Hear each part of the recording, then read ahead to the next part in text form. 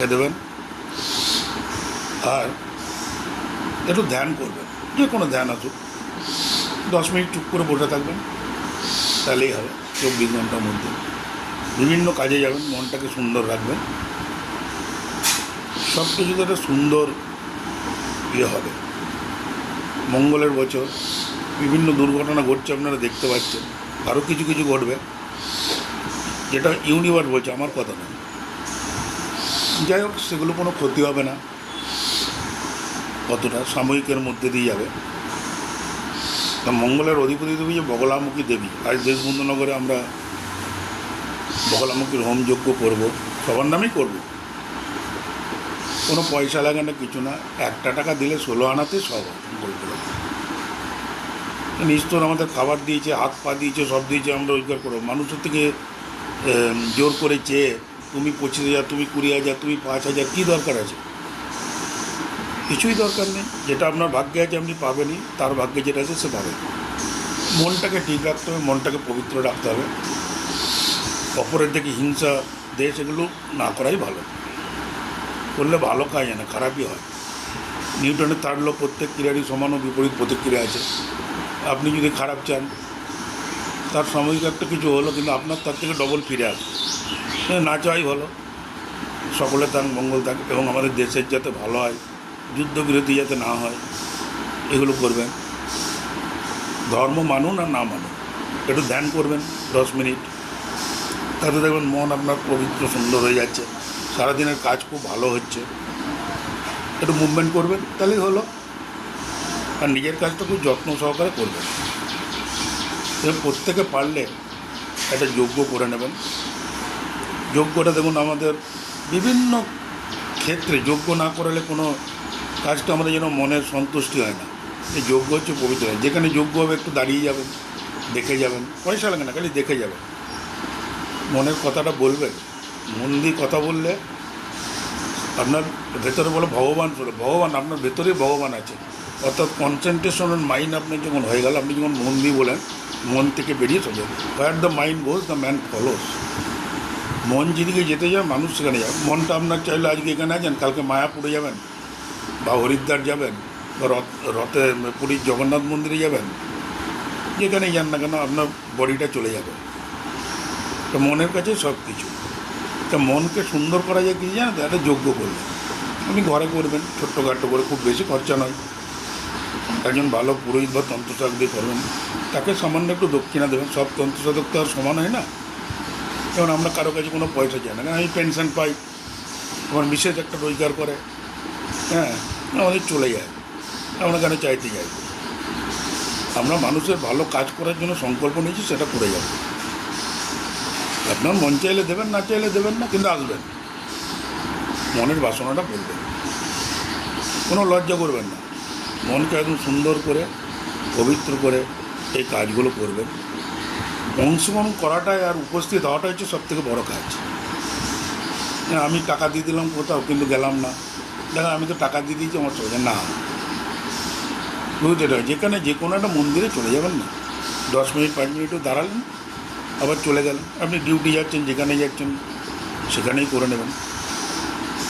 হ্যাঁ, মনকে একাগ্রত করতে হবে। যেমন সব দিক থেকে, কর্মক্ষেত্রে, রান্নাবান্না, সবই। আমি ভালো রান্না করতে পারি, হ্যাঁ, মন দিয়ে করি।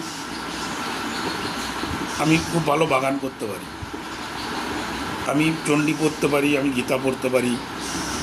এগুলো কি মন একাগ্র মনে শিখেছি, পড়াশোনা আর কি, সেটা করি। তার মাধ্যমে আপনার যে ইষ্টগুরু যা আছে তাকে জানানো।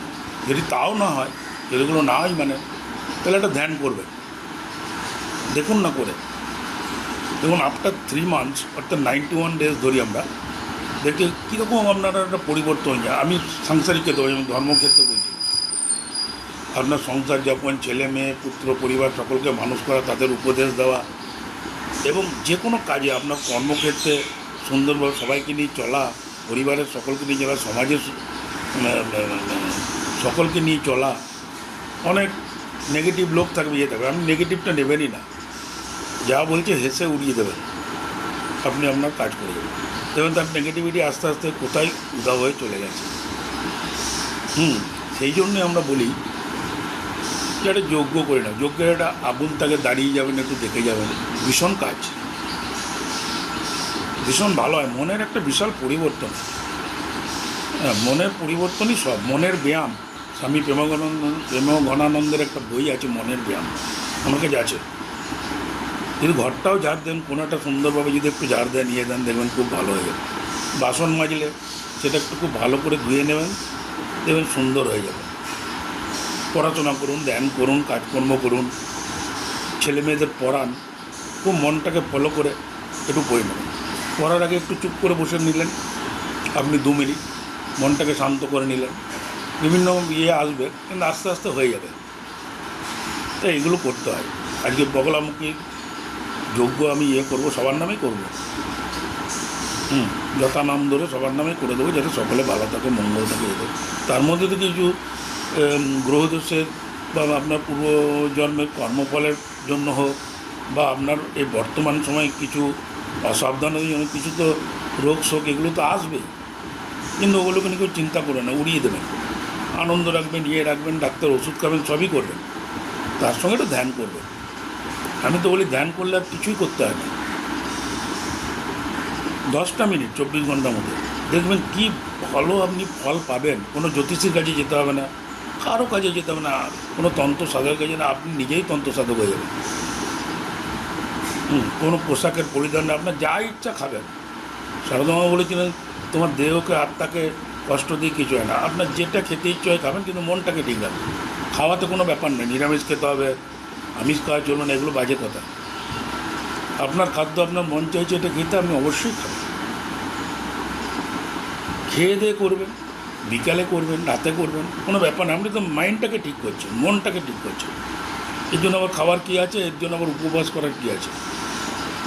খিদে লাগলো, করলে উপবাস করলেন, তারপরে কিছু হলো না, এগুলো ঠিক না। হ্যাঁ, আমি তো খেয়ে দিয়ে পুজো করি, কী হয়, 48 বছর ধরে আজকে করছি। বিভিন্ন তন্ত্রসাধা নিয়ে আমি একটা বলতে পারি ছোটোখাটো গবেষণাও করছি মানুষের ভালোর জন্য। সেখানে টাকা পয়সা কিচ্ছু থাকবে না। অনেকে বলে একটা মাদুলি দাও, তার মন চাইছে, দিয়ে দিলাম এমনি একটা জাতীয় মাদুলি, তাতেই তার কাজ ভালোই হয়েছে। আসলে তা নয়, ওই মাদুলিটা মেন ফাংশন না, মেন ফাংশন হচ্ছে তার মনের একটা ইচ্ছা হয়েছে, তার মনের একটা পরিবর্তন হয়েছে, তার কনসেন্ট্রেশন মাইন্ড হয়েছে, সে ভাবলো এটা পরে আমার সব কিছু হয়ে গেছে। এটা কিছুই করলো না, তার নিজের দেহ থেকে নিজেই করলো। মাধুরীটা বলে এটা তো পরে তো আমার কাজ হয়েছে। বিভিন্ন জ্যোতিষীরা আমরা সবাই নাম কিনে নিচ্ছি না, আপনার মধ্যে সব কিছু আছে, আপনি সব নিয়েই এসেছেন। চেষ্টা করুন, কর্ম করে যান, হার্ডওয়ার্ক করতে হবে, ফল পাবেনই। ধৈর্য ধরে হার্ডওয়ার্ক করবেন, করবেন, যে কোনো কাজ করবেন, সমস্ত কাজে আপনি একটা ফল পাবেনই। তাই বলছি, এত চিন্তা ভাবনা না করে একটা ধ্যান করবেন, এটা আমি বারবার বলছি। তাহলে মানে আপনি কোন রাস্তা দিয়ে যাবেন না, ওই ধ্যান ট্যান করলে আপনি ঠিক বুঝে যাবেন যে হ্যাঁ এইখানটা দিয়ে না গেলে এই দিকটা দিয়ে যাওয়া হয়, সেখানে ওখানে একটা কোনো দুর্ঘটনা ঘটে যাবে। এটা ধ্যানের মাধ্যমেই হয়, কেন মাইন্ডটা তো আপনার একত্রীভূত হয়ে গেছে। তো সুতরাং এই দেহের মধ্যে আপনার সব আছে। শত্রু আমরা বলি বাইরের, হ্যাঁ এ শত্রু ও শত্রু, তা না, আপনার দেহের মধ্যে বহু শত্রু আছে, রক্ত, মজ্জা, হ্যাঁ বিভিন্ন রকম আপনার শরীরের মধ্যে যে সমস্ত জিনিস, কিডনি লিভার আছে, সেগুলো খারাপ হলেই শত্রু। তো সেগুলোকে একটা করতে গেলে মনের একটা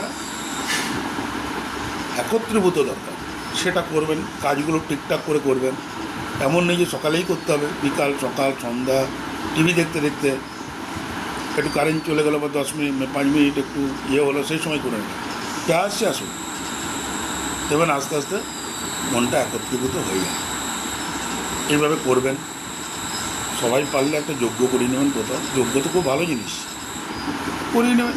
যে কোনো মন্দিরে বা আপনার নিজের ঘরেও করাতে পারেন, খুবই ভালো।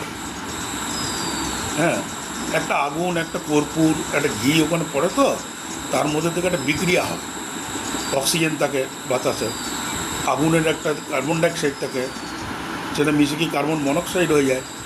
হ্যাঁ, তো সেগুলো নিয়ে একটা পবিত্র একটা ভালো গন্ধ, ঘরের মধ্যে বিভিন্ন রকম রোগ শোক ভাইরাস থাকে, সেগুলো আর কিছু না দূরীভূত হয়ে যায়, তাই তো? আগুন ছাড়া কোনো কাজ হয় না। হ্যাঁ, একটাই তো মন্ত্র, ওম অ উম ওং অং অর্কমণ্ডলায় দ্বাদশ কলাত্তনে নেব। অর্ক মানে সূর্য, সূর্যের 12টা কলা। ওং উং সোমমণ্ডলায় ষোড়শ কলাত্তনে। উং মানে সোম মানে চাঁদ, চাঁদের 16টা কলা আপনারা সবাই জানেন, এগুলো বিজ্ঞানের কথা বলছি। আর মং বন্যিমণ্ডল 10 কলা দেওয়া হয়। বন্যি মানে আগুন, তার 10টা কলা। তাহলে ওম মনে যেটা আপনার সংসারে সব কিছুর আছে, তাহলে ওম উচ্চারণ করতে কী অসুবিধা আছে? এই ছেলে করতে পারবে না, এই ছেলে করতে পারবে না, সবাই করা হবে। ওয়া করে ছেলে কাঁদে, মরা করে, সবই ওম। আপনি কথা বলছেন, প্রত্যেকটা ক্ষেত্রে ওম আছে। এই একটাই তো সব হয়ে যায়। এগুলো করবেন, ভালোভাবে থাকবেন, সুন্দরভাবে চলাফেরা করবেন, মনে একটা ইচ্ছা প্রকাশ করবেন। ঠাকুরকে মারলে একটু ফুল জল দেবেন, তাতেই হবে। হ্যাঁ, যদি ফুল না পান শুধু জলটাই দেবেন, তাতেও কাজ হবে। বাতাসা না পেলে একটা নকুল দানা দেবেন, তাতেই হবে। না পেলে একটু চিনি দেবেন, তাতেই হবে। না থাকলে কিছুই দেবেন না, তাতেই হবে। জল দিলেই হবে, মনের ভক্তিটা দিয়ে দেন। স্যাক্রিফাইস, নিজের মনকেও জল। God is nothing but a generator, observator and dedicator. এর মানেই তো গড। তিনটে নিয়ে আমাদের সব কিছু জীবনে চলতে হচ্ছে। সেটাই একত্রীভূত মন করে চলবেন, সব কিছু করবেন। আর কিছু জানার দরকার হলে আমার ফোন নাম্বার আছে, আপনারা শম্ভুনাথ ব্যানার্জি ইউটিউব সার্চ করলেই পেয়ে যাবেন। জানতে যাবেন, আমি বলে দেবো। কোনো পয়সা লাগবে না, কিচ্ছু লাগবে না। অনেককেই বলে দিয়েছি। হ্যাঁ, কারো থেকে একটা পয়সাও নিইনি, কিছুই না। কী জন্য নিতে যাব? আমার তো খাবার ভগবান জুটাচ্ছে, তা আমি কেন নিতে যাব? বরং আপনি পারলে কোন গরিব লোককে দিয়ে দেন, আমাকে দিতে হবে না। আমাকে 1 টাকা দেবেন, ওটা সংকল্প করবো 16 আনা।